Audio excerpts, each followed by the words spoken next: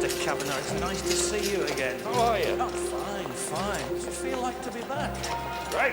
It's a bit short notice. Yeah, well, I think they're being very reasonable, all things considered. They're prepared to drop the attempted murder. If Gardner offers a plea on the GBH. Well, all the advice to date has been that if it was offered, we should take it. The victim identified Gardner as his assailant. I think I have the pertinent facts in this case, Mr. Hedges.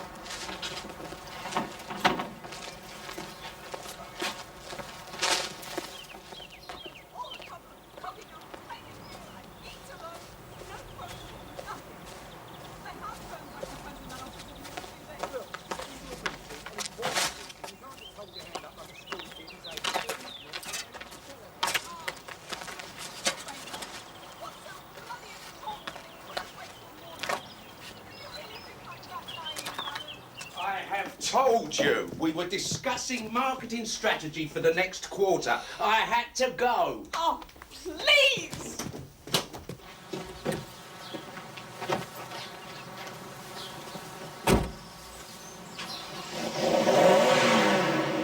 I come over to get in my car and Gardner steps out. I says, yeah, what do you want? And he gives it, I'm going to do you. And I saw the flash of something in his hand shining. And I put my arm up, but he cut us across the arm and then stuck us with it. With the knife, like, in my chest. Thank you, Your Honour. I have no further questions at the moment.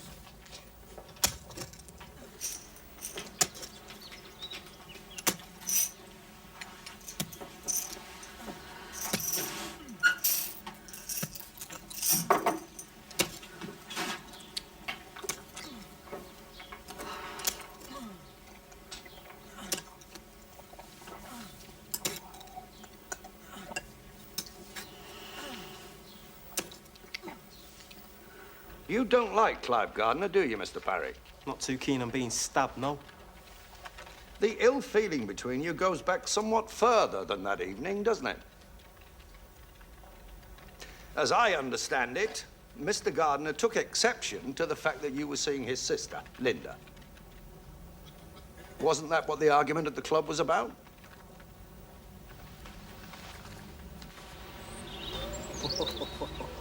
Yeah, if she's selling those puppies, mate, I'll have the one with the pink nose, eh? What, you saying you wouldn't? I'm telling you, they love it, mate. These broad housewives, they love it. Over the old tumbles right in there, mate. Here, did I tell you about that sorted on the Chertsey job? She had a right pair of fun bags on her, mate. Down here, I'm telling you. Gary, it's for you. All right, thanks, Mrs. Kendall.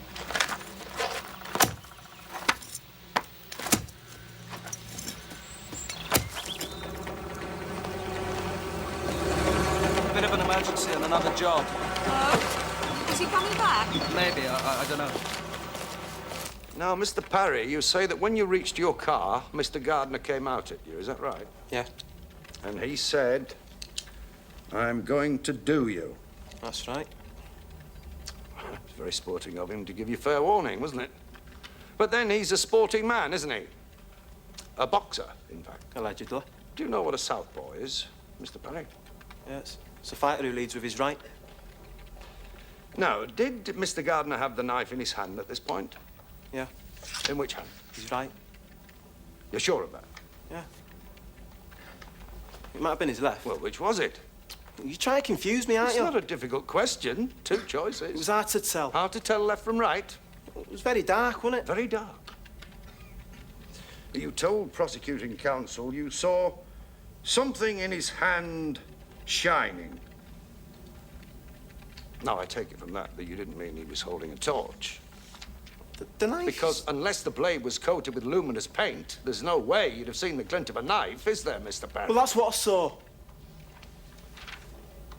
This so-called car park is little more than a piece of waste ground, isn't it?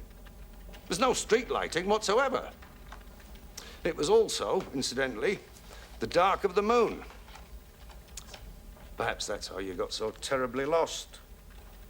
Do what? Well, you weren't found by your car, were you? You were found by Mr. Gardner's. Some 40 yards from your vehicle. I don't know how I got there, do I? Don't you? Let me suggest that it wasn't Mr. Gardner who ambushed you. It was you ambushed him. Oh, you don't know what you're talking about. How did you get to Gardner's car? Oh, it must have been in the tussle. The tussle? Yeah. There was a tussle now, was there? He was trying to get hold of the knife. Which knife? My knife. Which hand was it in? This one. The right hand? Yeah. Not your left? No, it was this one.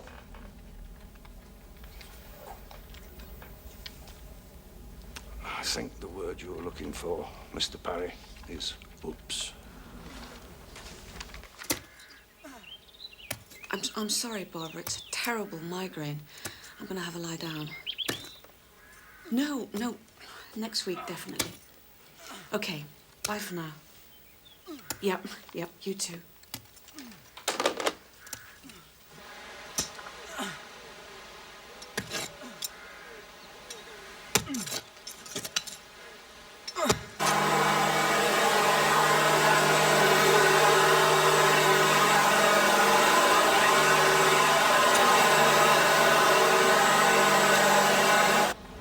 Pulling my leg with freebie dinner time.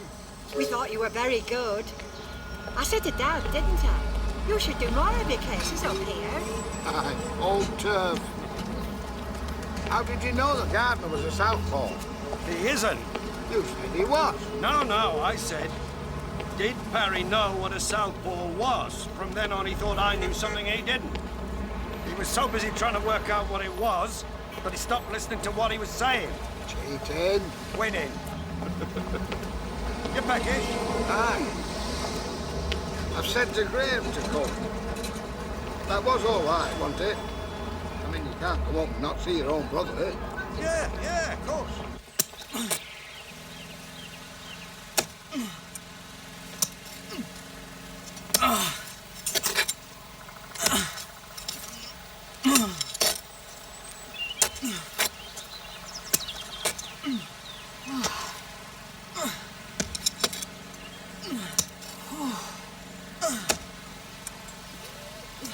David, just going to fix some lunch. Would you like a soft drink or a beer or something?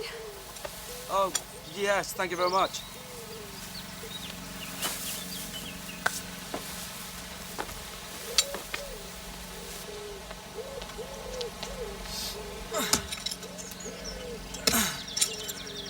I'll tell you now, you're not running into the airport. It's my brother. Not tomorrow, Graham. Hello, Gray. Cynthia, how are you? Hello, Dad. We're very well, thanks. Nice to see you. You win then, Jim? Win? You should have seen him, Graham. He ran rings round them. Yeah. And how's Elizabeth now? She's very well. Oh, I am glad.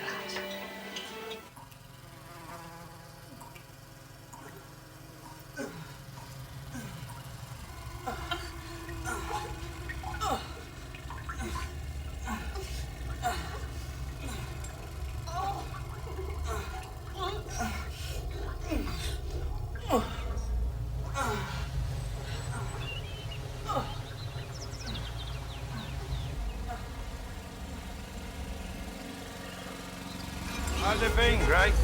Oh, Right. Cheered them up seeing you. Come by more often. They miss you.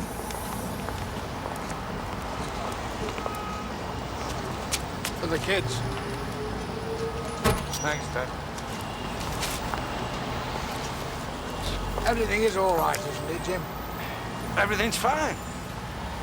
Lizzie? Yep. Yourself? We're both fine. Right, well, you'd best. Yeah.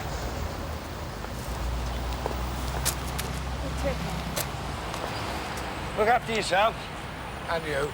See ya. Take care, Jim.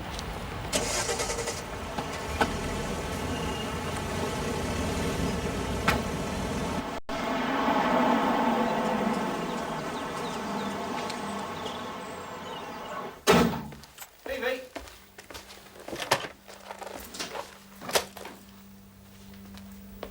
Phoebe? Phoebe, where are you? Evie? Eve? Evie? Oh, God.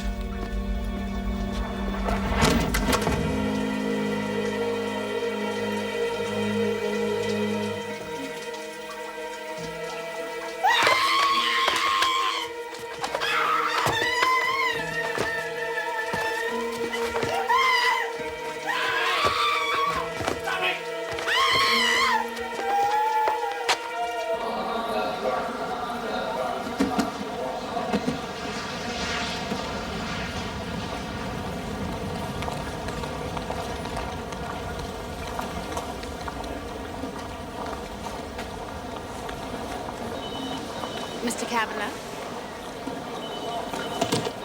Mrs. Kavanagh?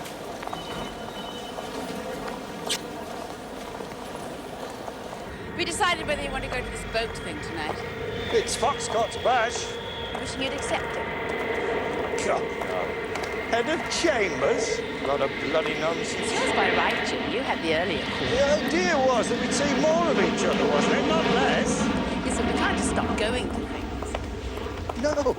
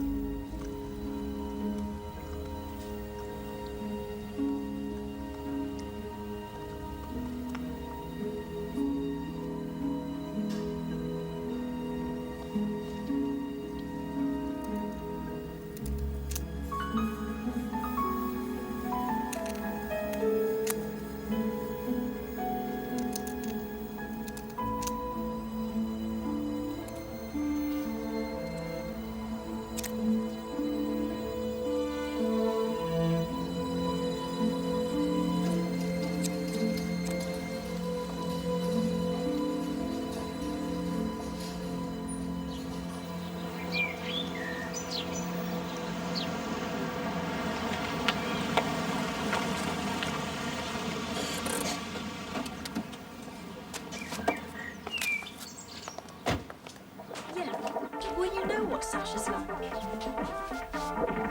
Yeah, I know.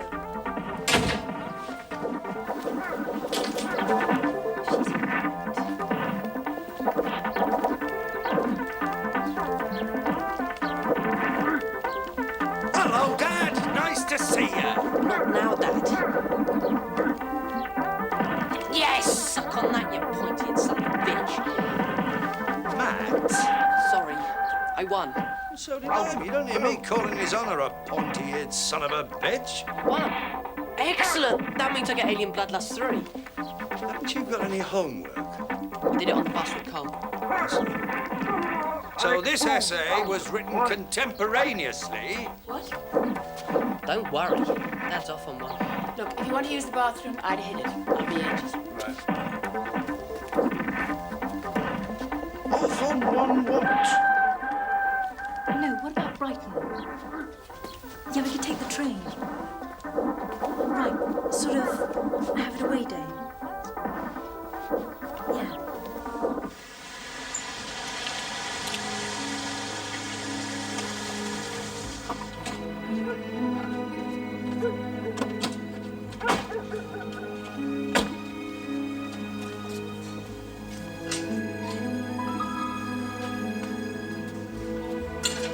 I stayed there for 40 minutes. I'll get it. Which worked out.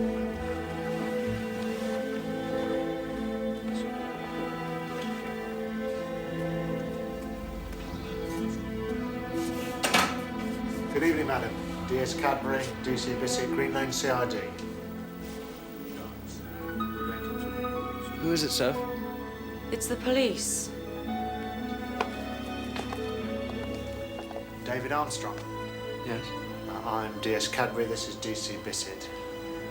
David Armstrong, I'm arresting you on suspicion of rape. You do not have to say anything, but anything you say will be written down and can be given in evidence.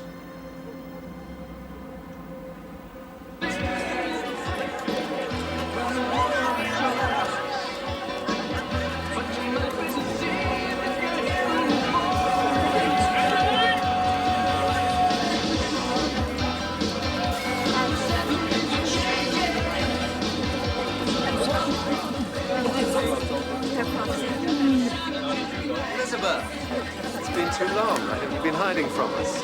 From you, perhaps. How's the charity business? Heart still bleeding? James, how was Manchester? Natives still painting themselves blue, eh? Hello, Lizzie. Hello, Peter. You make up balls in my case or not? Not.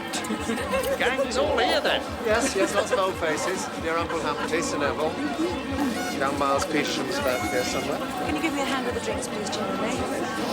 Behind us here. You really are a total shit.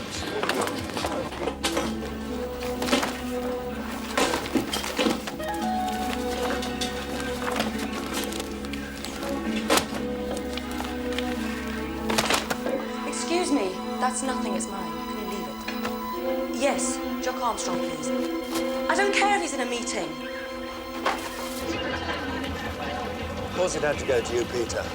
Sees his wife and all that. Mind you, she looks very fetching this evening. Must be all that good work. Lizzie, oh, yes, attractive woman. While since he's brought her out. Can you blame him? Meet the new boss. Same as the old boss. I'm sure Peter will make a very fine head of chambers. Make it better. You could have dragged River Court into the 20th century. 19th would be a start. Why didn't you take it? Well, Alder Martin's cock-a-hoop. oh, Jeremy's always pleased to see his friends get on. Oh, he's a dreadful toady.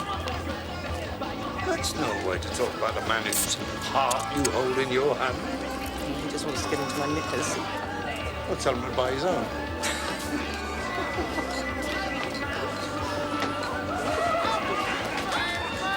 Julia, did I tell you I managed to get hold of 2 tickets for Don Giovanni?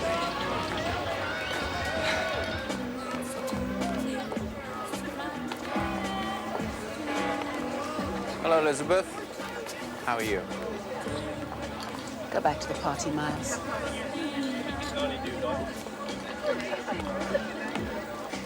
I was just saying hello. Well, now you can just say goodbye. Or what? Fisticuffs? Come nearer again. Take the lad out of the north, eh? Night, Elizabeth.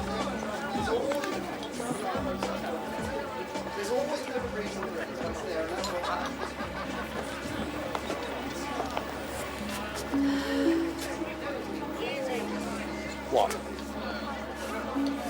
You want us to shake hands and then it's all water under the bridge? You were friends once. I can handle it. Well, I can't. Not yet. I'm sorry. I made my choice, Jim. I decided. It's you I'm with.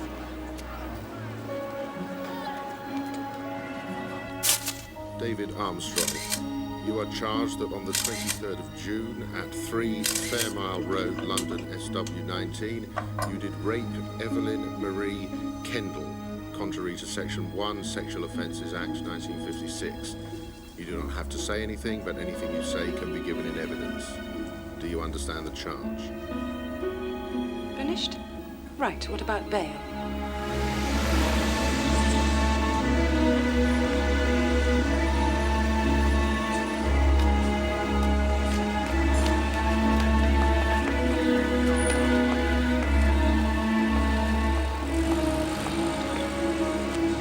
Look, Dad, I never touched In him. the car. You get me the best, Miss Marshall. Michael. Tom Buckley here, River Court. How's the wife and kids? Good. You want them to stay that way? You know what I'm ringing about, Michael. How Mr. Silverstone acted for you in Woodville v. Woodville. A little matter of his fees. Yeah, no, son. Yeah, I know. But 17 months is what you call taking the Michael. Tom, North Thames Effluent. I'm really not happy with the remuneration side of things. Well, you won't get more, sir. That's top dollar. Mr. Kavanagh. Yeah, hang on, Michael. Miss Marshall, Owen Wing Owen, sir, wanted to know if you'd like to lead Miss Piper after the Crown and Gilbert. What is it? That's right up your street, sir. Nice little rape. Yeah, Michael. Yeah. Now, listen, mate. In drawing this meeting to a close, I just ask you to, when you have a moment, to cast an eye over this year's list of prospective pupils.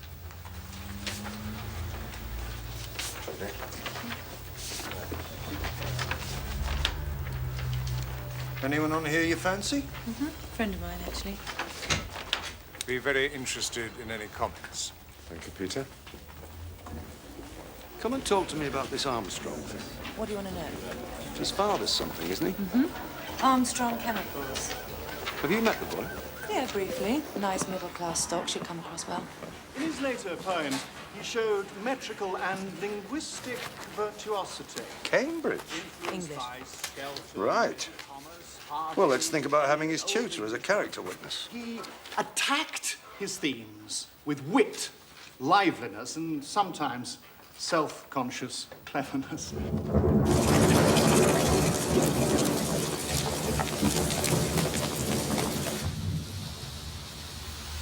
Right. Now, first of all, I want to clarify a few things that I don't understand from my reading of the papers, and then we'll have a more general chat at the end about how we're going to play things. Yes? Good. Intercourse took place in the hall, yes? Yeah. Is it carpeted? I think there are two promising applicants for pupillage. Alexandra Wilson, double first at Cambridge. And the other? Jenna Evans, red brick. Very good for all that. Who would Kavanagh go for? Your head of chambers. More by default. No, nonsense. No, I might have the title, but it's still Kavanagh people look to for advice. However, if I can make my mark with the pupil intake, set the tone in chambers, do you see? Yes. Well, Kavanagh will push for the red brick. Lender. Hairy legs and women's issues written all over are bound to be. Battered wives, breastfeeding in con. The smell of smoking teacups and sailing on North. I don't really want that, do we? Indeed. The police surgeon's report goes on to mention bruising to Mrs. Kendall's face. Can you suggest how she might have come by those injuries? No, I'm afraid I can't. In your statement to the police, you said that she'd asked you to be rough with her. But not to hit her. I wouldn't have done, even if she'd asked me to. I mean, it's just that the idea is... it's repugnant. All right, don't worry. Surgeon also notes that there was chafing to her wrists. Ms. Piper and I are not here to make any judgment on you, David, moral or otherwise. She asked me to pin her arms down. Was her shirt on or off during intercourse? Off. Who removed it? She did. Right.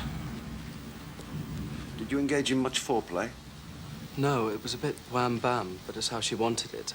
I can't say we made love. It was just sex. Yes. Look, I know this sounds...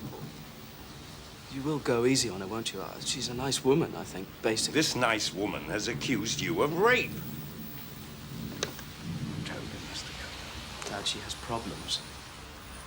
Oh, well, plead guilty, then. What sort of problems? Her husband's having an affair. Stock controller with his firm. Our inquiry suggested it was going on at the time we're concerned with. And the thing with the other lad, don't forget, Christopher Roberts. Fellow at the bookshop where she worked part-time. And what's your view about that? Well, she was having an affair with him, wasn't she? It's what the manager of the shop said. Roberts wouldn't talk to my inquiry agent. But I'm sure that if things were made clear, he could be persuaded to go to court. All right, let's just pause there for a moment. Our defense, and I want to be crystal clear about this, is that she consented to intercourse. Correct. How do we feel introducing Roberts would help with that, with consent? Well, he's a young lad, like David. He'd show her up for what she is. We could apply for leave to introduce such evidence, but only insofar as it relates to this case. I don't follow you. As far as the court's concerned, Mrs. Kendall's sexual conduct with anyone other than the accused is held to be irrelevant. What? It's called a rape shield. They also can't go for us in a similar fashion. Am I going to be asked to go into detail about the, intercourse? Are you worried about that? Yes. Not for any... Well, I mean, it's embarrassing. God almighty, you're charged with rape, David. Of course they're going to ask you for details. It's me who's... Well, they're not going to be bloody coy about it, are they? I think David needs our support and reassurance at this time, Mr. Armstrong, not... Really. It doesn't help. It's Sophie, Mr. Kavanagh, my girlfriend. She'll have to hear. Can you ask her to stay away? No, she wants to let everyone see she's sticking by me. Good. What do you make of him? I think his father's an ocean-going shit. Should imagine he's a total bully in the boardroom. And in the bedroom? What, like father, like son? Hardly. No, I thought he was... Well, he's going through it, isn't he? It can't be easy. No. What'll you go for with Mrs. Kendall? Tit for tat? Getting back at hubby? Why try rape? Perhaps you thought it might shake him off a bit. Bit extreme. I don't know. A touch of you've neglected me. See what happened. You think so? Oh, a little guilt goes a long way. Yep.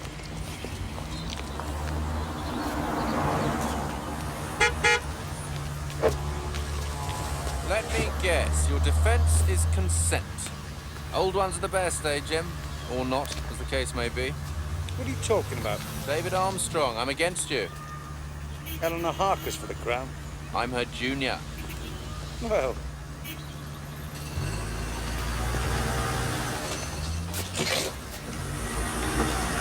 You don't fancy a little something on the side to make it interesting? I don't think so. No, I suppose not. You never were one for a bit on the side, were you? You ought to try it sometime, Jim. Women get bored of dependable. They like a bit of excitement now and then. I expect that's the story with Mrs. Kendall, don't you? Well, best of luck. It's that way. This hasn't been easy for me, Eve. I didn't want it to happen. Didn't you? Oh, bastard! Oh, God, I'm sorry. Please don't go. Please don't leave. Let me go, Eve. I can't deal with this. Do you understand? Not now. I just can't.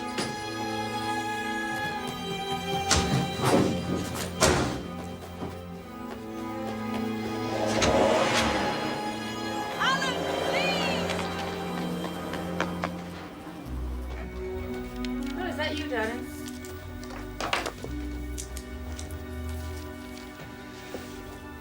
What's wrong? There's no loud music. No Super Mario Lanza on the TV. Don't tell me the kids have been repossessed. They've gone down to Dad's with Luke. Luke who? Kate's Luke. Oh, Kate's Luke. I thought they were coming down with us tomorrow. Well, they were.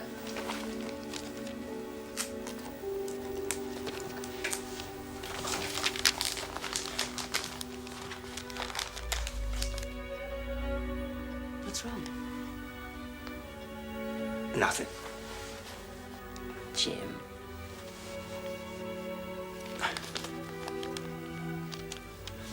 Am I mean... What? I'm not... I'm not boring, am I? No. You sure? I mean, you're not bored? With me?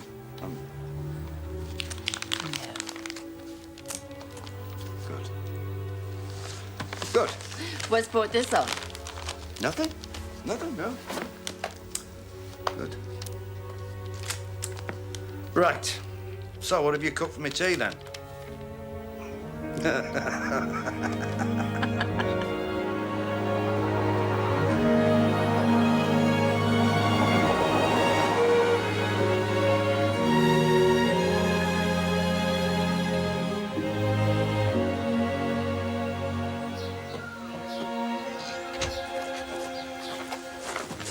Good run.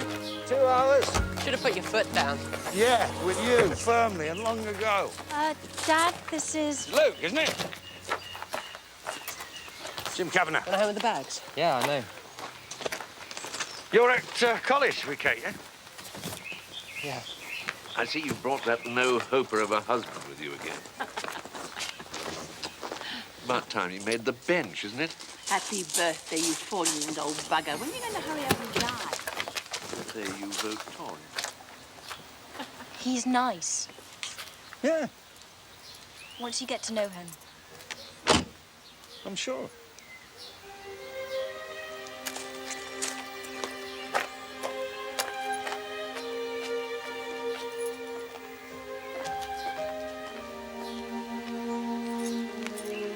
A society of men bred up from their youth in the art of proving by words multiplied for the purpose that white is black and black is white, according as they are paid.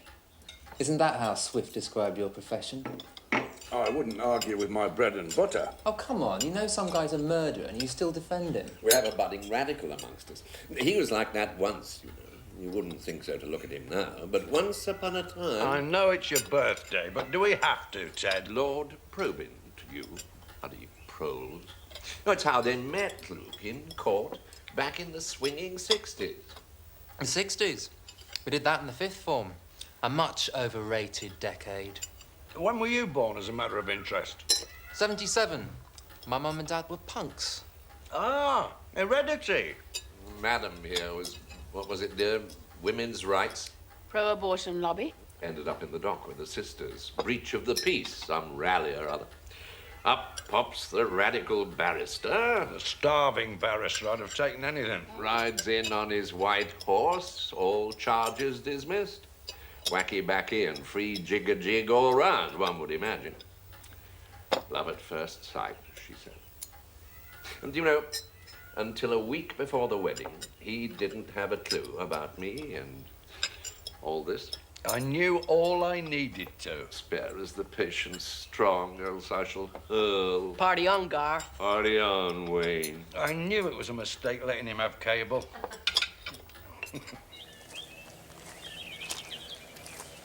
What do you think of, Kate likes him. You met him before? Oh, he's been to the house a few times. Where's he sleeping? Daddy's put him in the blue room. That wasn't what I asked.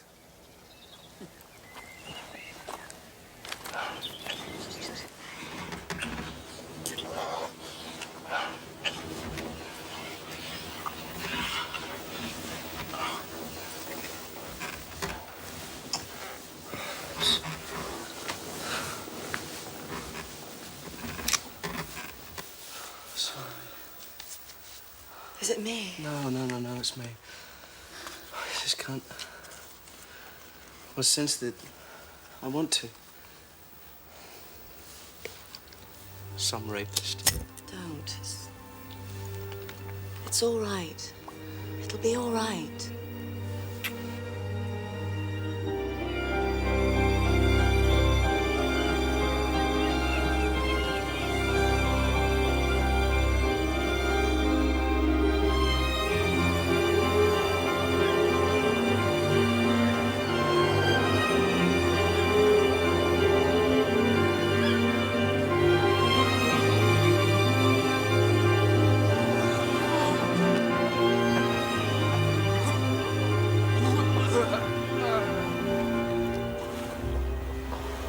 I didn't mean things to slide between us, Lizzie.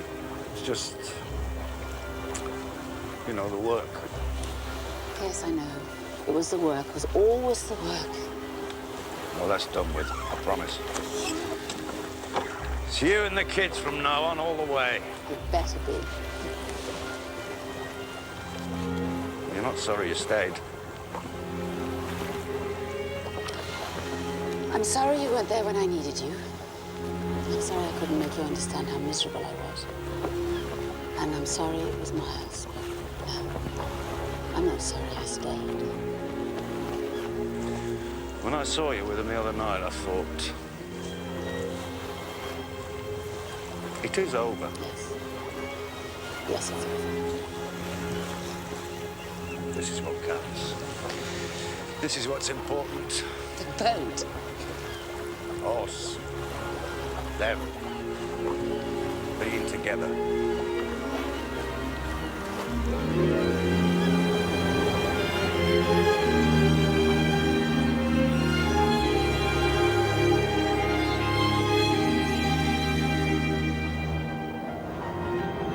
Are you okay? Yeah. Okay. Mate, you all right? Yeah, he's, No. No, we've had a great day. Really. Me too.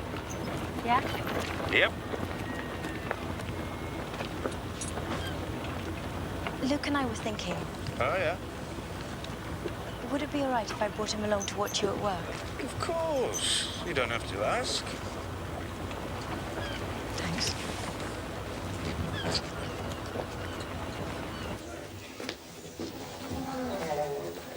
James, there you are. Been waiting for you. Seeing the two candidates for pupillage this morning. Don't tell me you'd forgotten, had you? Well, I wasn't told. I've got a con in 15 minutes. Oh, dear. Well, what are your thoughts? Well, from a letter, I thought Wilson sounded good. Did you? Well, I must say I'm surprised. Coming from you, not the red brick. No. Of course, it must go on merit, but I understand Ms. Piper is also very keen. Is she? Quite well. Miss Wilson. Yes? Good morning. How do you do? How'd you do? Good morning. Morning. Morning. So you've drawn your friend for Armstrong, Mr. Kavanagh? Which friend? His Honour Judge Granville. Oh, well, this thing is sent to try us.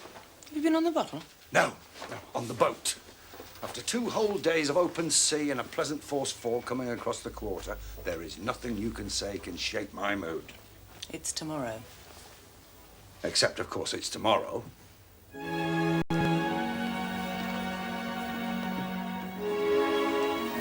They're ready for you now, sir.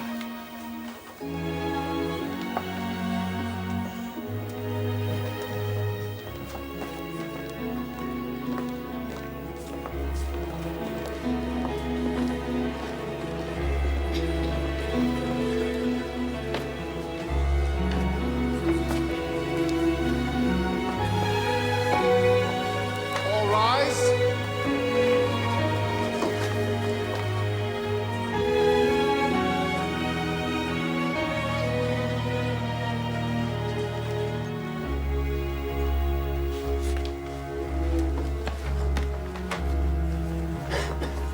David Robert Armstrong, you are charged that on the 23rd of June last, at 3 Fairmile Road, London SW19, you did rape Evelyn Marie Kendall, contrary to Section 1 of the Sexual Offences Act 1956. How do you plead, guilty or not guilty? Not guilty. Eyes down for a full house. I was working in the garden. It was a very hot day. Mr. Armstrong was also working in the garden. It was coming up to lunchtime. I asked him if he'd like a beer. Why was that? I thought he might appreciate a drink. I was going to have something myself. I didn't want to be impolite. And how did he respond? He said that would be very nice, or something along those lines. I see. Did you bring him a beer? He came into the kitchen for it. He came to the kitchen. Was that at your invitation? Yes. I said I was going to make myself a sandwich, and I could make him one too if he was hungry, so he came to the house. So in offering him something to eat and drink, you were merely being thoughtful? Sorry. Mrs. Kendall, why did you invite David Armstrong into your house? To provide him with food and drink. Did you trust him? I had no reason not to. He was quiet, well-spoken. I knew he was a student doing the pool for a summer job. I never thought. Yes. As I understand it, since he'd been in your employ, his manner towards you had been consistently polite and respectful. Is that right? Yes. So, he came to the house. Where exactly were you? We were in the kitchen. In the kitchen. Could you tell us, please, what happened then? We were talking, and he ate a sandwich, and we were talking, and he reached over and touched my face. He touched your face? How? In what way? The palm of his hand on my cheek. And what did you do? I said, don't, or stop. You said to him, don't or stop. What did you mean by that? I wanted him to stop touching my face. Did Armstrong remove his hand? No. What did he do? He said I was lovely.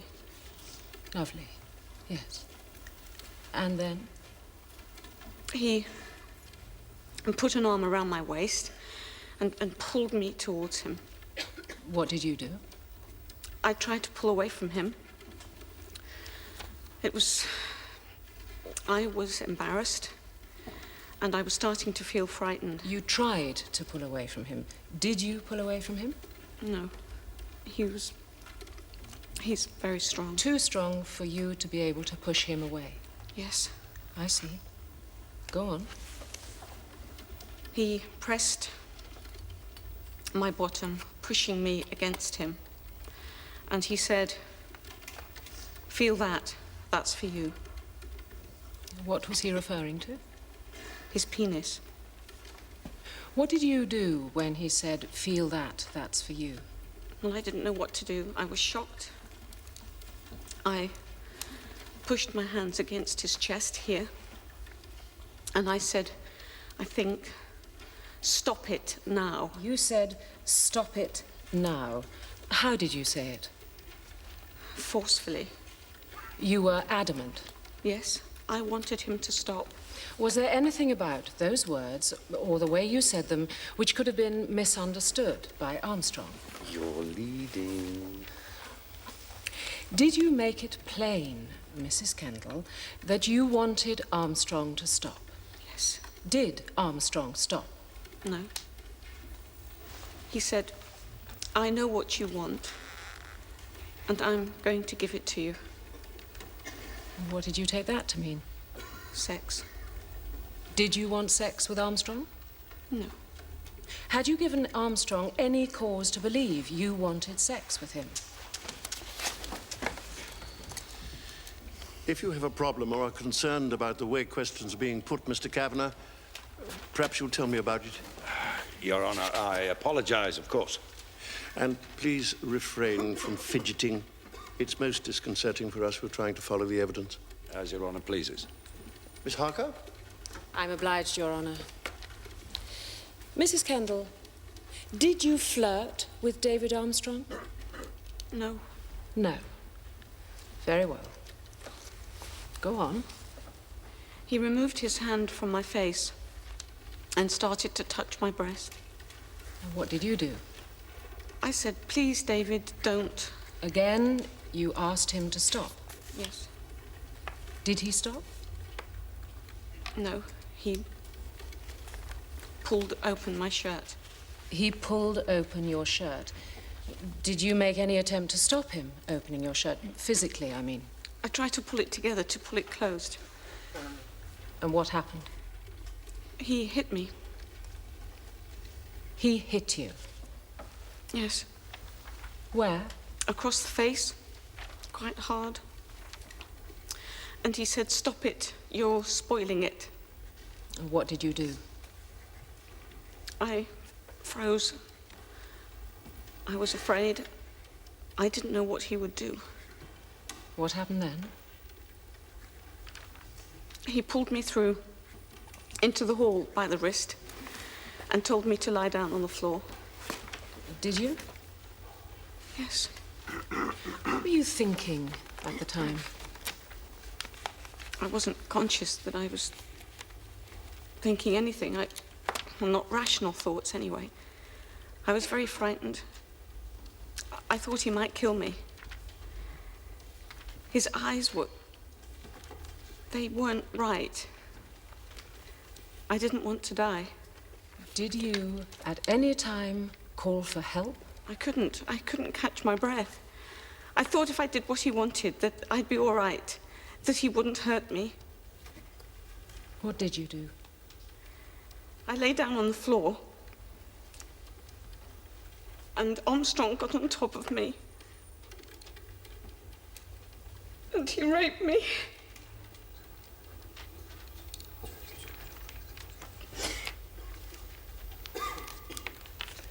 Mrs. Kendall, Take your time. Would you like a glass of water? Will the witness be able to continue if we adjourn for a while, Miss Harker? Perhaps in view of the hour, Your Honor... Yes. Very well. I think it might be best. Until tomorrow morning, then, members of the jury. All rise. Bloody waterworks, and Granville goes for it hook, line and sinker. And the jury go away with "you rape me" ringing in their ears. That was half an hour ago, Jules. Right now, they're strap-hanging on the westbound, pondering what's for tea. These were taken at the Temple Underground station. They're very grim. Oh, if you make a contribution, you don't have to buy a picture. The photographs are primarily to help raise awareness, but I think we're aware, aren't we? Oh, yes. But you don't want to be aware all the time, do you? The Temple, that's where your husband works, isn't it? Yes.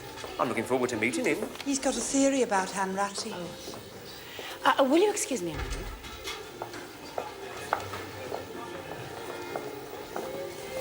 You gave me an invitation. Oh, that was... I know.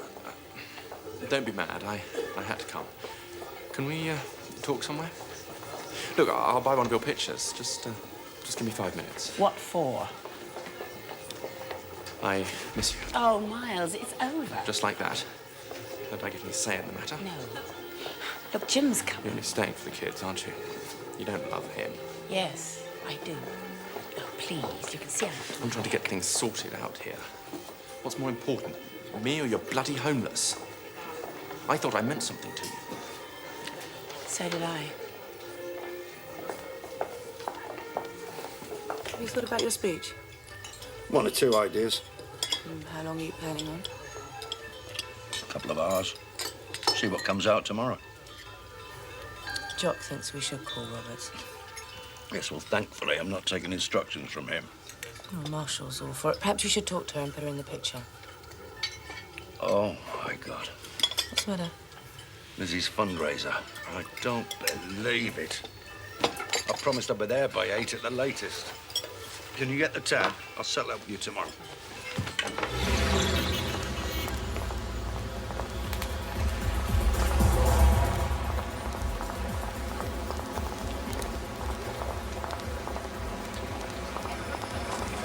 Lizzie! Look, what can I say? I'm sorry, I forgot. You and the kids all the way. All right, look. You said you'd be here. It slipped my mind. You got a meeting with a client, it doesn't slip your mind. I asked you to do one thing. All right, one thing, I'll be at the next. No, that's no good. Why not? I didn't ask you to come for just the coming here's sake. I know you hate these things as much as I hate going to your bloody chamber zoos, but there were people there that I wanted you to meet. Important people. They're not going to be at the next one. I'm trying to crack them for a donation. You could have made all the difference. 5 minutes with you. Said I'm sorry. Even Miles remembered. You were? Well, I mentioned it to him in passing 4 months ago. I reminded you this morning. Mine was on the case. What do you mean? He was here tonight? Yes, he came here. That bastard was here. I don't believe it. Where were you? I went for a quick drink with Jules. But it's 10:30. Well, then we went for a Chinese. I've got to eat. Starting again, isn't it? No. It's me or the job, Jim. You can't have it both Nor ways. can you. Have I ever complained about the time you put in for your work? About the times you've been away or you've been late? About the times I've needed you? It can't always just be a one-way street. You said... No, that stops here and now. No more I said, you promised. That's no basis for anything. I am trying, but I am not going to spend the rest of my days walking on eggshells. We start over with a clean sheet, or we just knock it on the head. Well?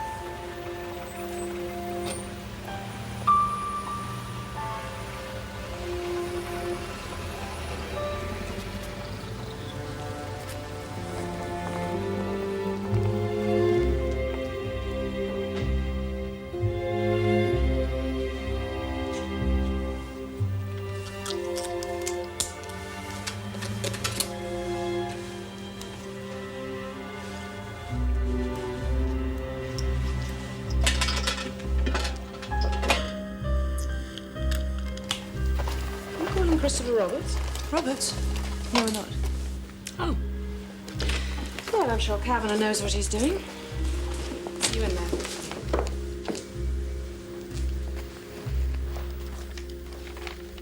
Did you resist, Mrs. Kendall? Yes, as much as I could.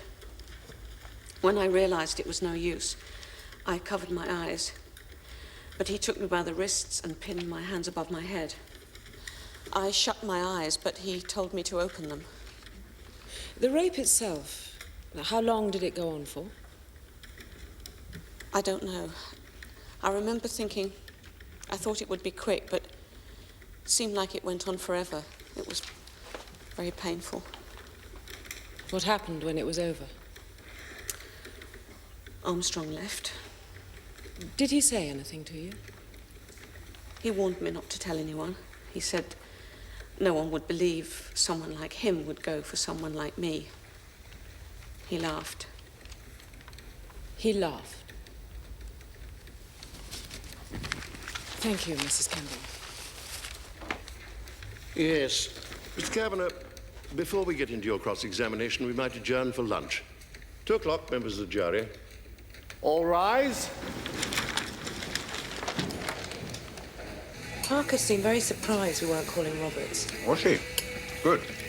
Then we made the right decision. Mrs. Kendall seemed genuine enough to me. Did she?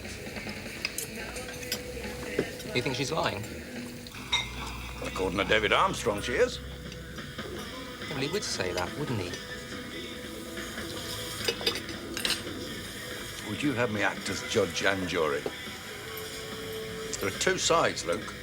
Before you condemn both me and David Armstrong, at least hear the evidence.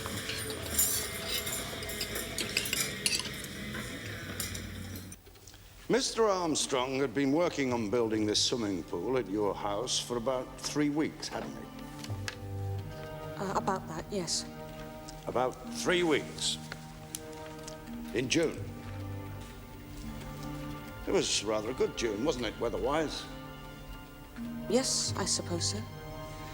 And as I understand it, both Mr. Armstrong and his workmate, Mr. Porter, came along on each of those days, didn't they? Yes. And would they work through to lunch, or would they stop to have a coffee, or...? No, they stopped for coffee about 11. Yes. There's a sandwich bar about 5 minutes up the road from your house, isn't there? Yes. They'd go there, would they? No, one or the other would go and fetch the coffee.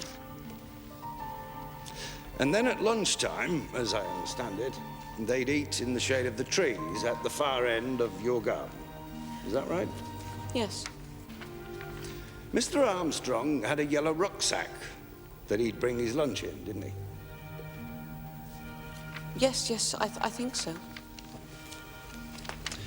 On the days leading up to the one we're concerned with, Mr. Armstrong and Mr. Porter had worked together and been there all day, hadn't they? Yes. There had never been just one of them there on his own, had there? No. On this particular day, as I understand it, there was a telephone call. Mr. Porter was called away. Is that right? Yes. What time was that? Just after their coffee break, about 11:30. So there was 90 minutes between the telephone call and lunch. Is that right? Yes. Now, why was it on this day that you invited Mr. Armstrong in for lunch? As I've said, I thought it would be rude to prepare something for myself and not offer him something also, not to share it. But he had his own lunch, didn't he? No, I didn't know whether he did or not. You've told us about his yellow rucksack. So, every day for, what, 3 weeks, he'd been having his lunch in the shade of the trees, and you chose this day to ask him in. Well, yes. Despite the fact that he had his own lunch. Yes. Why did you choose this day? It was a hot day. I thought a drink. Was it because of the phone call to Mr. Porter? What do you mean? Mr. Porter had been called away, hadn't he? Yes. He hadn't been called away before, had he? No. So this was the first time Mr. Armstrong had been on his own, wasn't it? Yes. Is that a coincidence?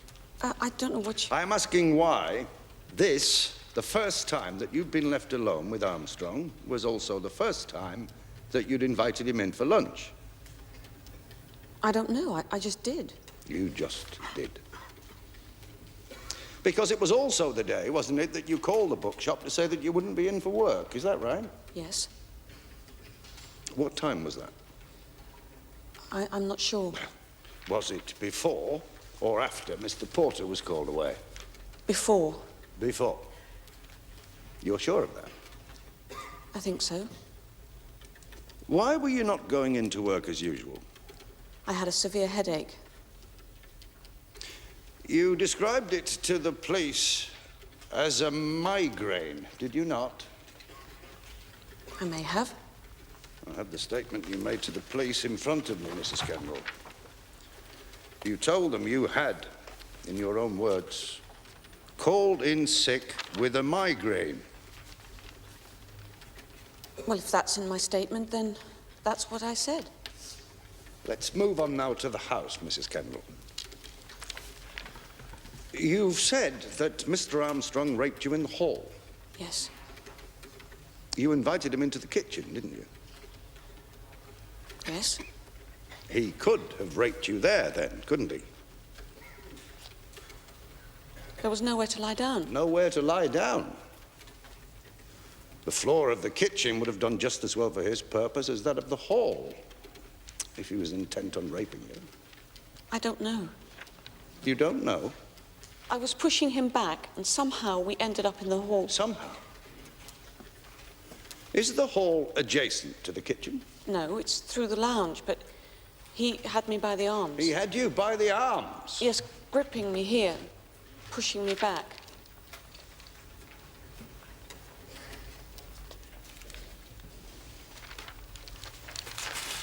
You told my learned friend that he had you by the wrist.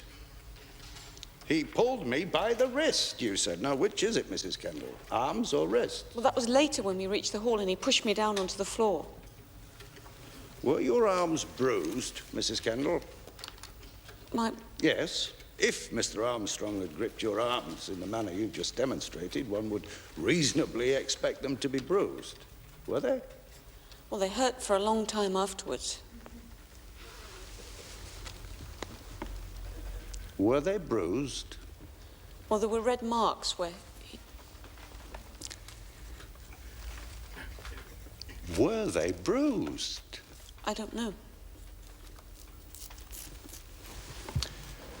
So, Mr. Armstrong, intent on rape, ignores the kitchen, ignores the lounge, and presses on through to the hall where he pushes you down to the floor. Is that right? Pinning me by the wrists. I see. He's let go of this bicep area now, has he? Yes. Was it you who removed your jeans then? No. Perhaps you can explain then how Mr. Armstrong removed them while simultaneously pinning your wrist to the ground. I wasn't wearing jeans. I'm sorry, I'm not sure the court heard that. I changed into a skirt. You'd changed into a skirt. Yes, you had, hadn't you? I was coming to that in a moment, but let's deal with it now. Why did you change? For working in the garden. Jeans were too hot. You were wearing them to hang out the washing. Well, yes, but that was earlier. So, you changed into a skirt after Mr. Porter was called away. Is that right? Yes. And as you told prosecuting counsel, you drank 2 bottles of beer at lunchtime. Yes. Did working in the hot sun and drinking alcohol improve your migraine? Well, I was feeling better by the time I started to work in the garden. Within 90 minutes, a migraine headache so severe it prevented you from attending work had cleared. Yes.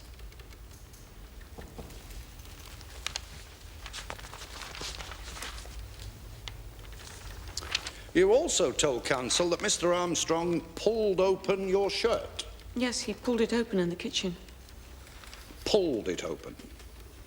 Was it not buttoned? I had it tied at the waist. No buttons done up whatsoever? One or two, perhaps. One or two? Then Mr. Armstrong must have pulled at your shirt with some force to break those buttons free and break a knot. Is that right? Yes, well, I don't remember clearly. Were the buttons torn off? I've told you, I can't remember. Could the witness be shown Exhibit C, please?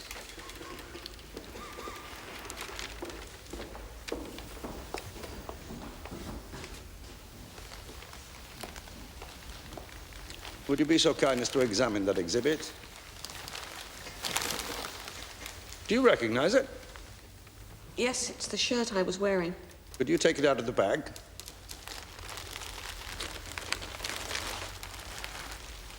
Are there any buttons missing? No. Any rips or tears? No. It isn't damaged in any way? No. Thank you.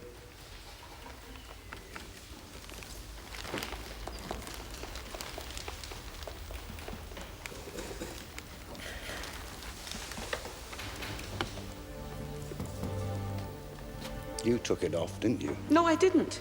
You took it off to have sex with David Armstrong. That isn't true. And you had sex with David Armstrong to get back at your husband. Isn't that the truth of the matter? No! Your husband was having an affair at that time, wasn't he, Mrs. Kendall? Yes, but And you had quarrelled that morning.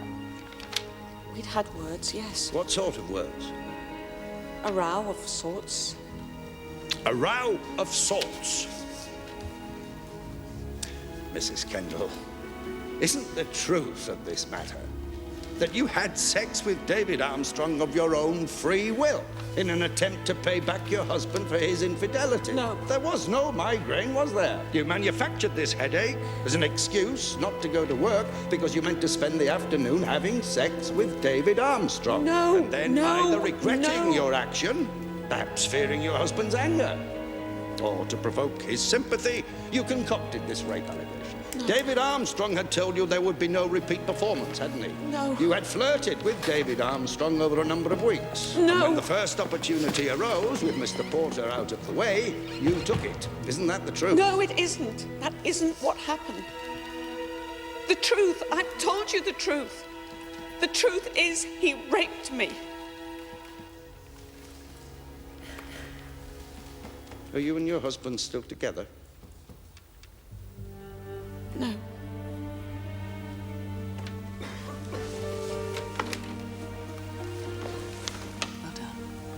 I can't believe the way you treated her. It was disgusting. It's called testing the evidence. God, you're so unfeeling. What if it was me? What if I'd been in her place? And what if Luke was in his? Would you want me to spare her feelings, or would you want me to defend him? Now, come on, you started this, Kate. Kate, what would you want me to do? I dared the office, dear.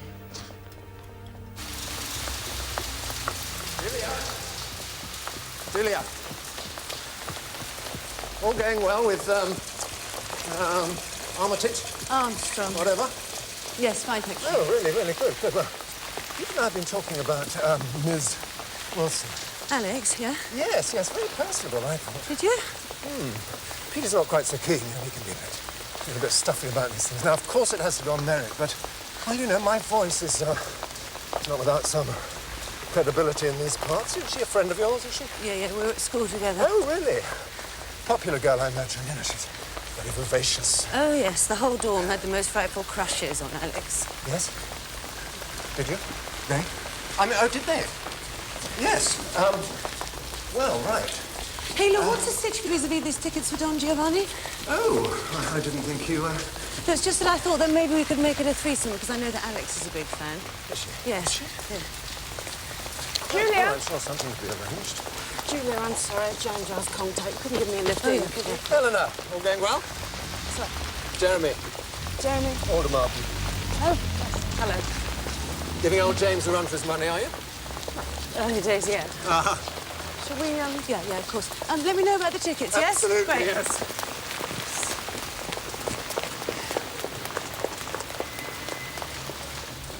Now, Doctor, if someone had been gripped tightly by the arms, it would be reasonable to expect to find bruising, wouldn't it?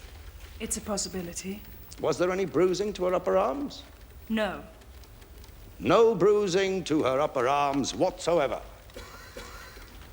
What about her thighs? Any bruising there? No. In a rape case, you would normally expect to find bruising on the victim's thighs, wouldn't you? No, not always. But commonly. Yes. Any friction burns to her back or buttocks? No. Apart from some slight chafing to the wrists and a bruise to the face, Mrs. Kendall was not injured in any way at all, was she? She had some internal abrasions. Which you described in your report as minor. Yes. Would such abrasions be solely attributable to rape? No, not necessarily. And one case where there wouldn't be rape would be if there was a bit of roughness during intercourse. It might be. Come on, Doctor. If the intention in this case was to do it roughly, then that could be the result. Yes, it could be. Even when she was fully aroused. Yes.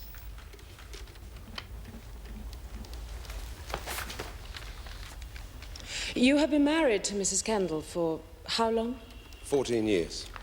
Yes. 14 years. And you enjoyed normal physical relations with your wife in that period, is that right? Yes. Tell me, Mr. Kendall, in all those 14 years, did your wife ever ask you to be rough with her during sex? No. Never. Mr. Kendall, you said that you found your wife in the bathroom and she appeared to be distressed. Hysterical was the word you used. Yes. Yes. And as I understand it, she struck out at you, is that right? Yes. How did you stop her doing that? I don't remember. You grabbed her by the wrist, didn't you? Well, I suppose I would have done. And she struggled to hit you. Isn't that right? Well, yes. Did you do anything else? How do you mean? To try and shock her out of her hysterics? No. Not really. What do people normally do to stop people being hysterical? Well, I don't know. What do they do, Mr. Kendall? Take yourself out of this case. What do you expect people to do? What do you see them do on the television? Well, they slap people, don't they? Yes, they slap them. What about on this afternoon? Did you slap your wife, Mr. Kendall? You slapped her, didn't you, Mr. Kendall? I might have done. Where might you have slapped her? Across the face, possibly. Across the face?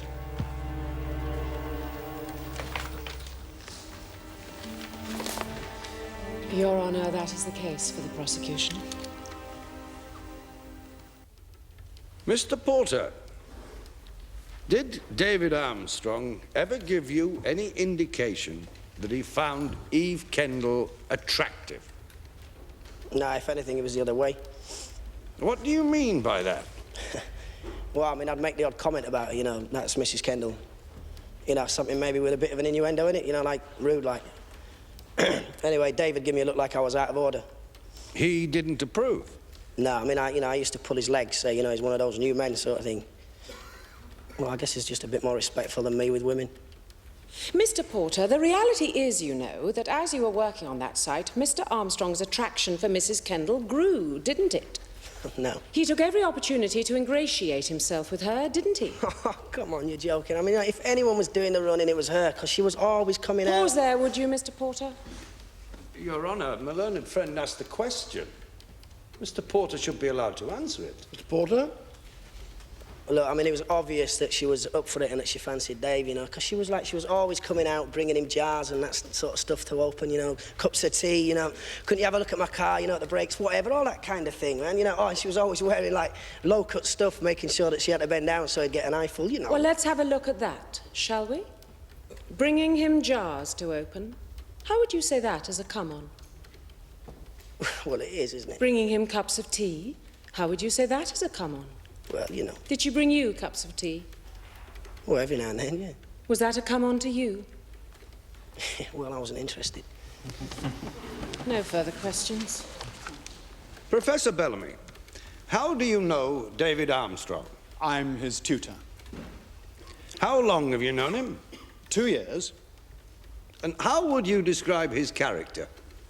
He is courteous, well-mannered, intelligent.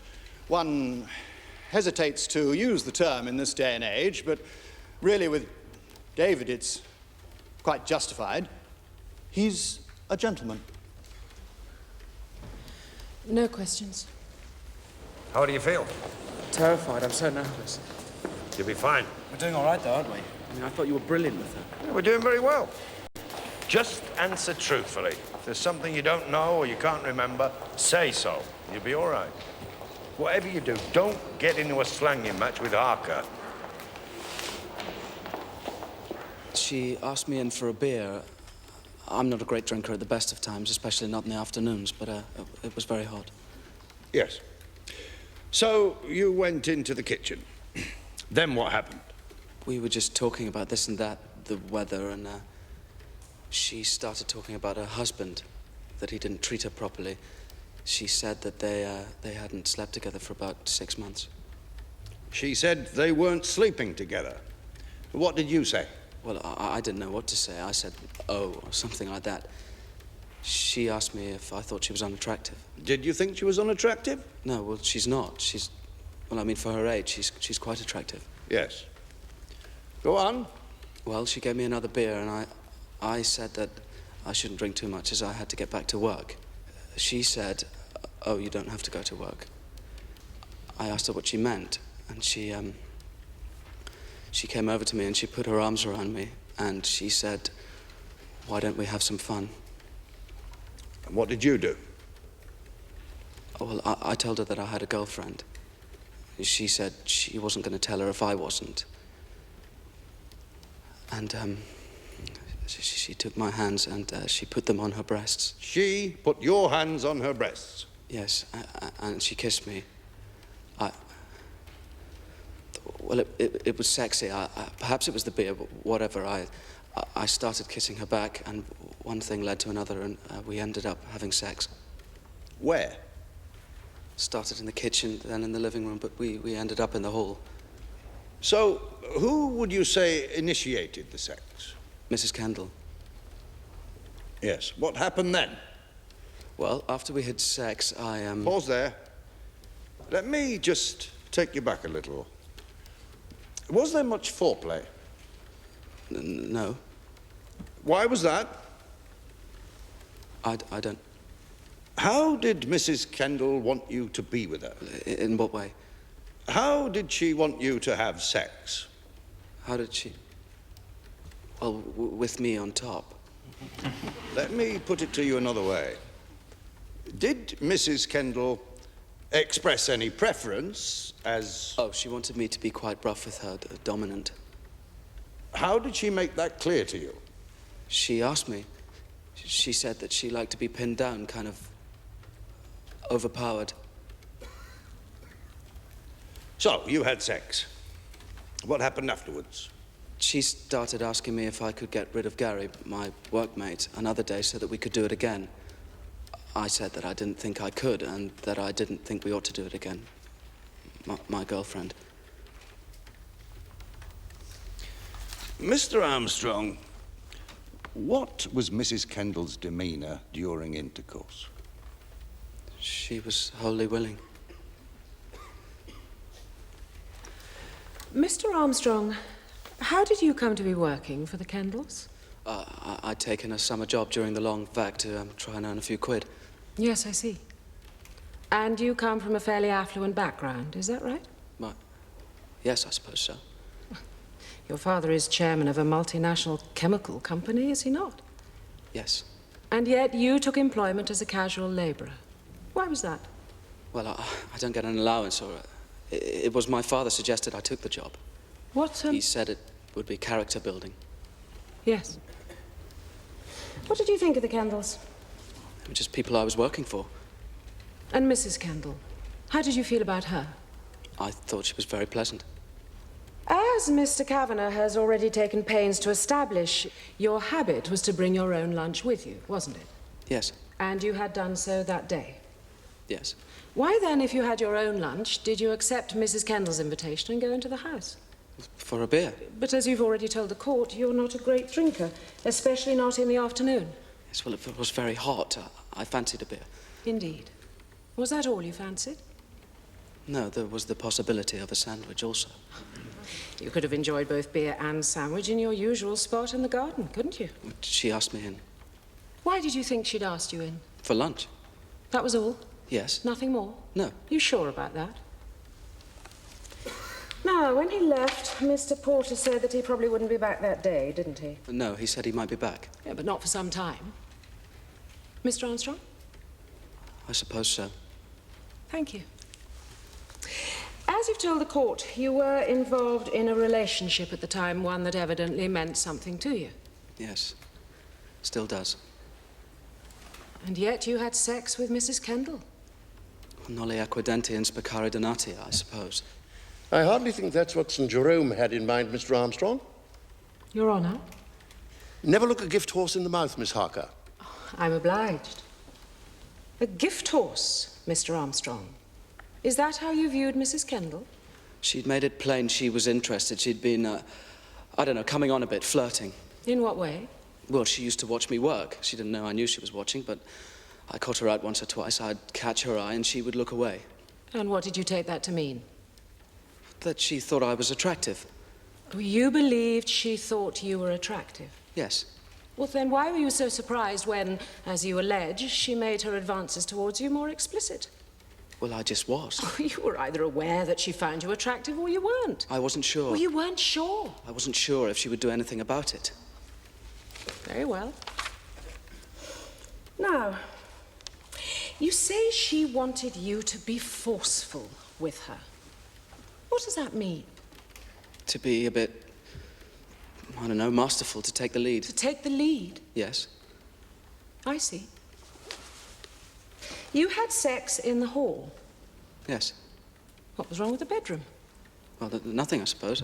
Well, then why didn't you... Well, she didn't want to. I thought we were going to go upstairs, but we got as far as the hall, and she said that she wanted to do it there. Well, you say it was Mrs. Kendall's idea to use the hall? Yes.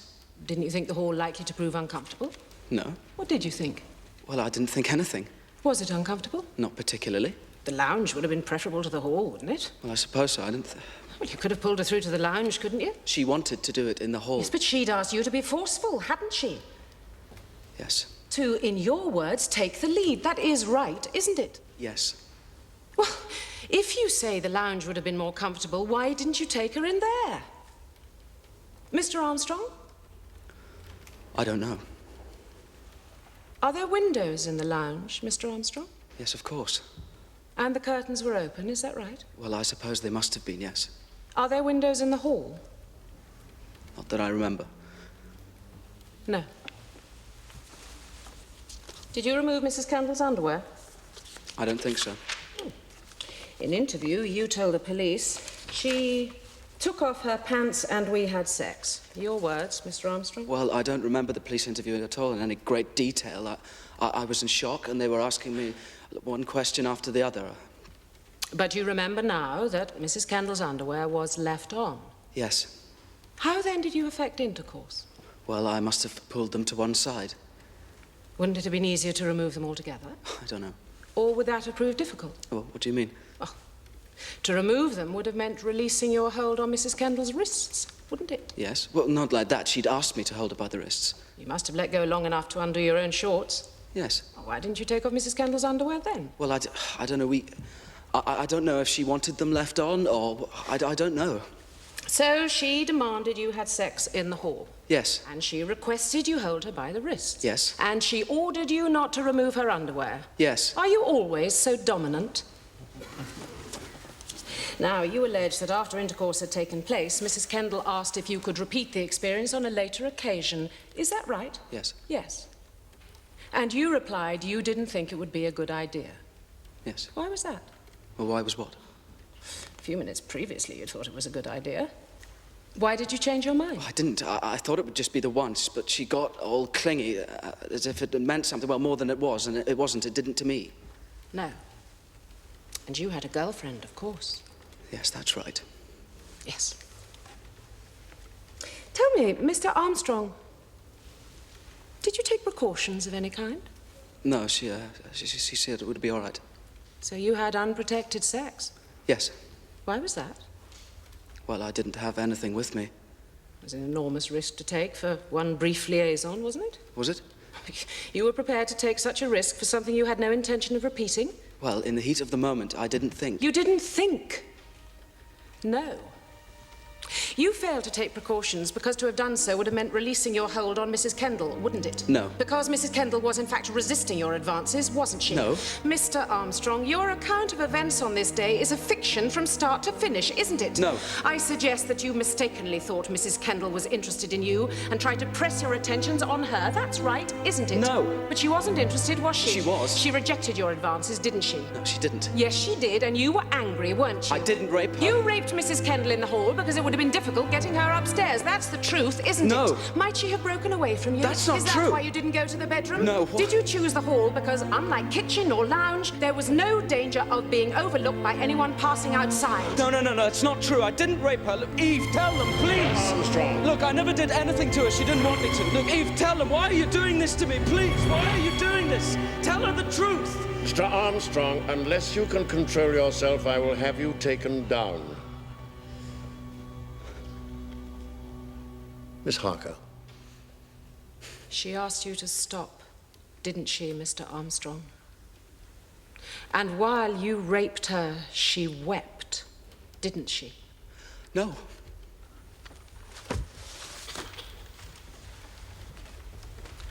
Your Honor, that is the case for the defense. Members of the jury, His Honor will tell you that in order to convict, you must find that beyond reasonable doubt, David Armstrong raped Evelyn Kendall. I am going to suggest that on the facts you have heard, there can be no doubt. You must start with the attitude of the two men working in Mrs. Kendall's garden. In particular, you must start with Gary Porter.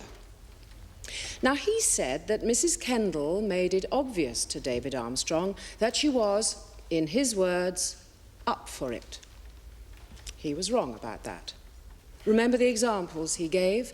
Opening jam jars, cups of tea. Do these suggest that she was up for it? Was she up for it with Gary Porter as well?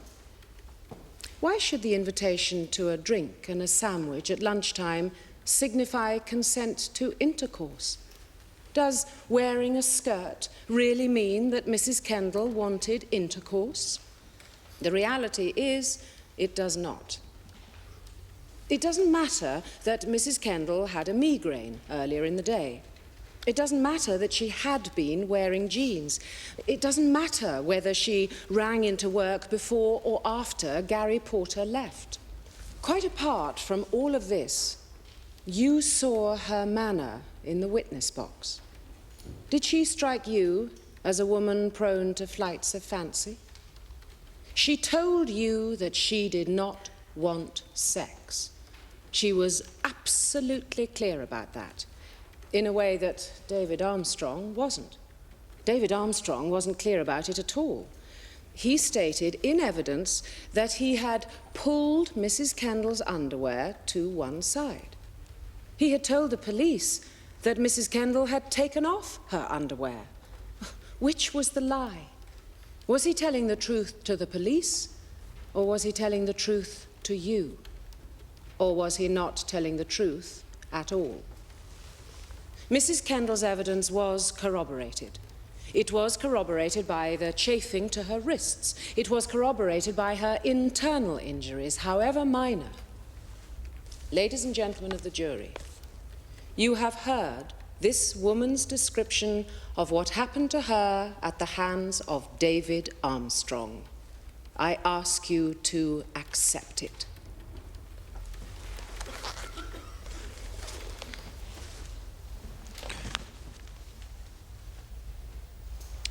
Members of the jury, I'm going to suggest to you that, having heard the evidence, you will have a number of not just reasonable, but very strong doubts. If so, there is no doubt that David Armstrong should be acquitted.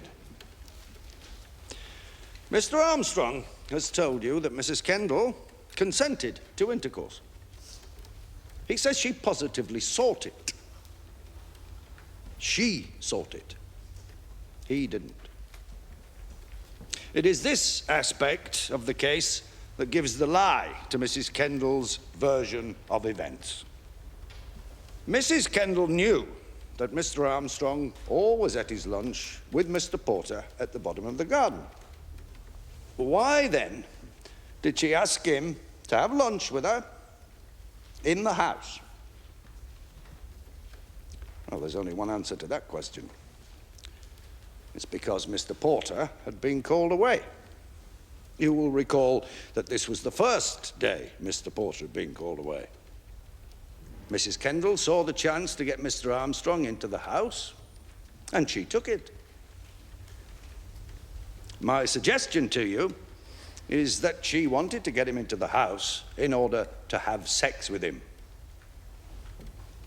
Mrs. Kendall had difficulty remembering whether she telephoned her work to tell them about the migraine before or after Mr. Porter had left. Well, I think we can help her with that one, don't you?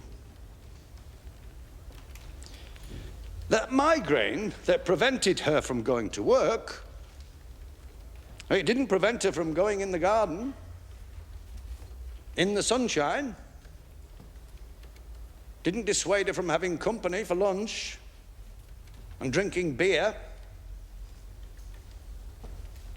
Neither did it prevent her from changing her clothes, again after Mr. Porter had gone away, from a pair of jeans into a short skirt. And what of the shirt tied at the waist? Members of the jury, this is not a picture of someone receiving advances from an unwanted admirer.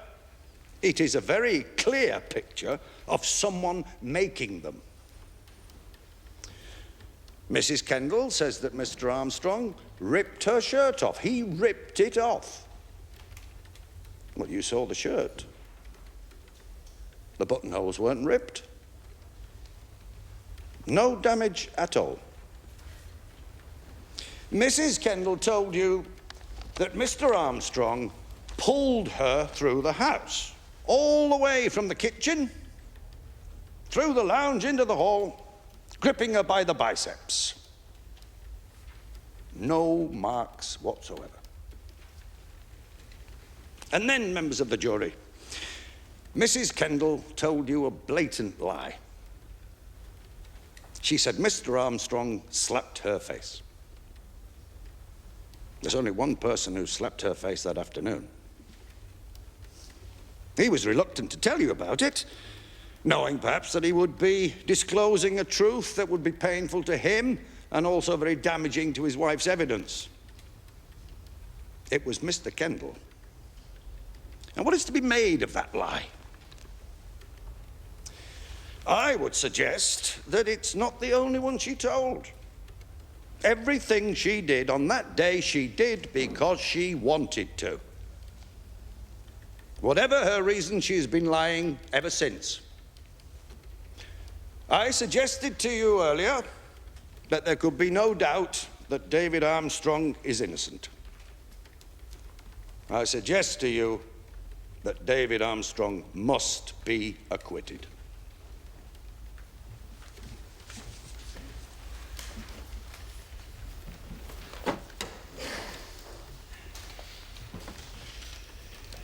I'm obliged to warn you of the danger of convicting on the evidence of the complainant alone. In cases such as these, one must find some other evidence which would suggest her story is true. The demeanor of the accused, a consistency in the evidence, some corroboration. If you are satisfied beyond reasonable doubt that Armstrong had sexual intercourse with Mrs. Kendall without her consent, then you must return a verdict of guilty. But if there is reasonable doubt, then you must acquit him. Members of the jury, will you now retire and consider your verdict?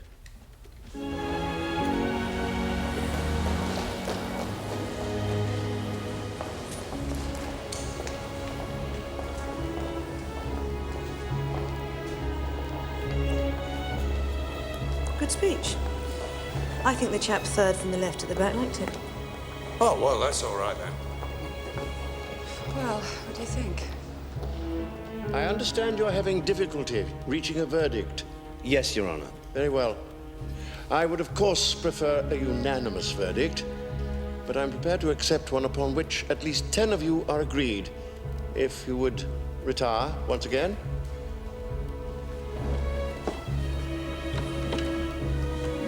Prepared your mitigation.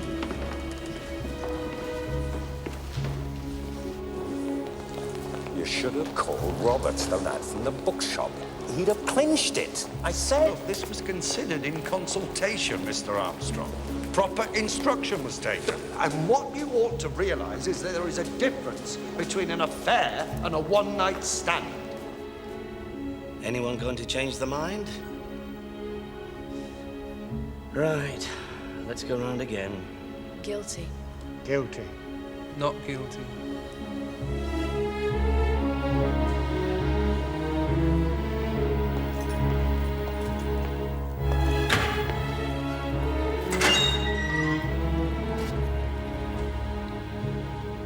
Will you please confine yourself to answering my first question, yes or no? Have you reached a verdict upon which at least 10 of you have agreed? Yes. Do you find the defendant, David Armstrong, guilty or not guilty of rape? Not guilty.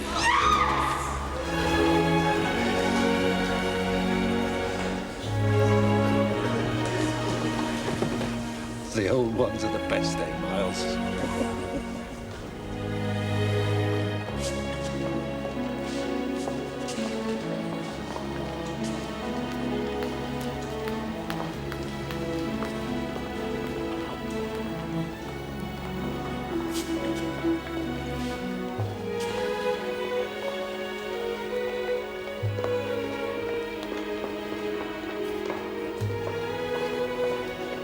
Eve.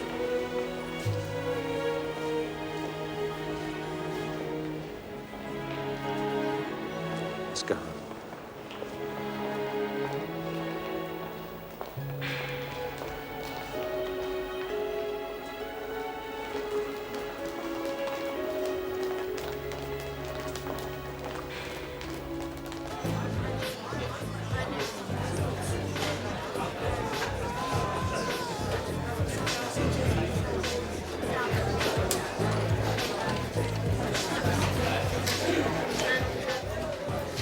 I thought I had him on the ropes at one point. He was fine in con. Nerves. It's always the way. I was counting on you calling Christopher Roberts as the great lover. Then I'd have had you caught and bowled. Why? Because Christopher Roberts, my dear, is as gay as your hat. I thought he was... There was no affair. She was helping him get over the loss of his mother. Hubby got hold of the wrong end of the stick, so he began his own little escapade with little Miss Typefast by way of a payback. Excuse me a minute. Lou. I'm afraid that seat's taken. I was in court. I just had to say you were brilliant. But for you... You're a friend of David's? He raped me. Does that count? That's the man you defended, Mr. Kavanagh. She wasn't the first, and he'll do it again. He's just like his father, arrogant, selfish. They take what they want. You say no, they take it just the same. Why should I believe you? Why should I lie? I thought you might go down for this one, but, well, you were brilliant. You should have spoken out earlier. And have someone like you tear me apart in court. If what you say is true, your silence has protected him. Why? I'm at university. I worked hard to get there. He raped me, but I'm not going to let him ruin the rest of my life.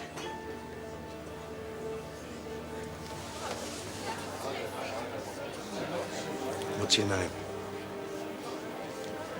Was that your daughter I saw you with at court? Look who I found propping up the bar. Fine way for River Court's newest pupil to be carrying on.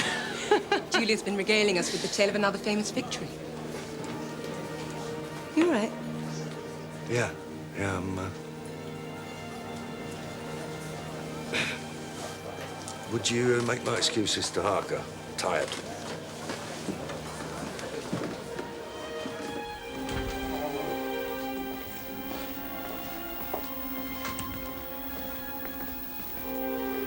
Hi, shoes, sir. I could have sworn I heard your door go a few minutes back. Good God, Tom, haven't you got a home to go to? Not with a wife, 3 kids, and 21 barristers to feed, I haven't, so no.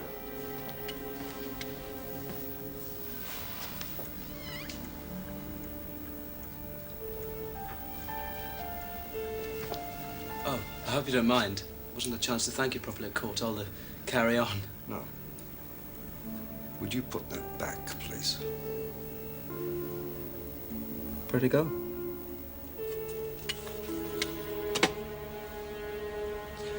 I've just met someone. A woman. She was in court. Said she knew you. From university. Oh, yes. Did she say her name? She wouldn't say. Fair hair. Round about 5'5", blue eyes. Your age. Sorry, it doesn't mean anything to me. No. I didn't think it would. Well, thanks again. Goodbye. Yeah. Goodbye.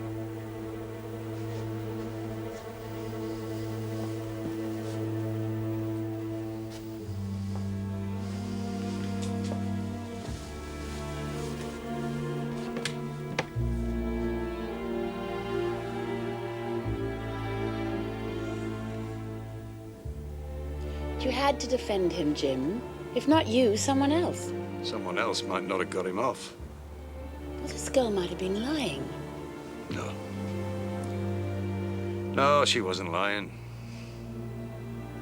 Kate was right. Good judge of character. Who do you think she gets that from? Look, it was down to Harker to prove the case, Jim. She didn't. You could have. You've done it before. You ought to prosecute more. It's not really me. No.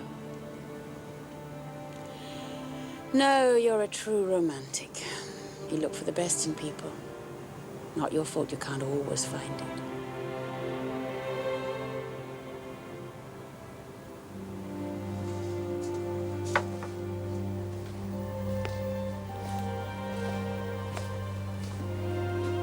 Good night, Kate.